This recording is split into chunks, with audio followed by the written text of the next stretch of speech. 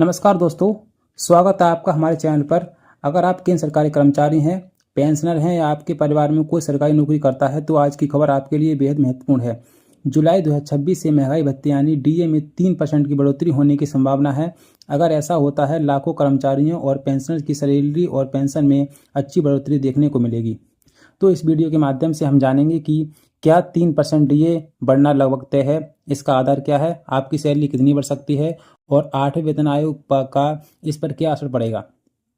तो दोस्तों, सबसे पहले समझते हैं डीए यानी कि डीएनएस अलाउंस क्या होता है।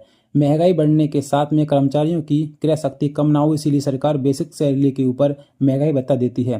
केंद्र सरकार साल में 2 बार डीए संशोधित करती है, पहली बार जनवरी में, दूसरी बार जुलाई से। घोषणा आमतौर पर होली और दीपावली के आसपास कैबिनेट की मंजूरी के बाद दी जाती है। जनवरी 2026 में सरकार ने डीए में 2% की बढ़ोतरी की थी, जिसके बाद में ये 60% हो गया था।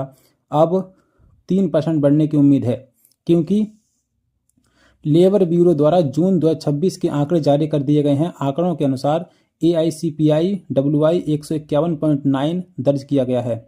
इन आंकड़ों के आधार पर पिछले 12 महीनों का औसत लगभग के 148.65 बनता है। डीए के अनुसार ये लगभग 63.76 निकलता है। सरकार आमतौर पर डीए को पूरे प्रदेश में लागू करती है, इसी वजह से इसकी उम्मीद जताई जा रही है कि जुलाई 2026 से डीए 60% से बढ़ाकर के 63% हो सकता है, यानी कर्मचारियों और पेंशनर्स को 3% अतिरिक्त महंगाई भत्ता मिलने की संभावना है।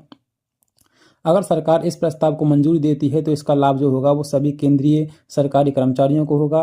केंद्र सरकार के पेंशनर्स को, रक्षा कर्मचारियों को, रेलवे कर्मचारियों को और अन्य सरकार के विभागों में कार्यरत समस्त कर्मचारियों को इसका लाभ देखने को मिलेगा। अगर आपकी सैलरी कितनी बढ़ती है, तो मान लीजिए किसी की सैलरी जो है वो 36,500 रुपये है, अभी डीए 60% के हिसाब से उसे मिल रहा है 21,900 रुपये प्रति महीने मिल रहे हैं। अगर डीए यही जो है 63% हो जाता है तो उसको मिलेंगे 22,995 रुपये, यानी उसे हर महीने 1,095 रुपये की बढ़ोतरी देखने को मिलेगी। अब अगर पेंशन्स की बात की जाए तो किसी पेंशन्स को मिलते हैं अभी 9,000 रुपये और 60% डीए के अनुसार जो है उसे 5400 रुपये मिलते हैं उसके डीए के माध्यम से।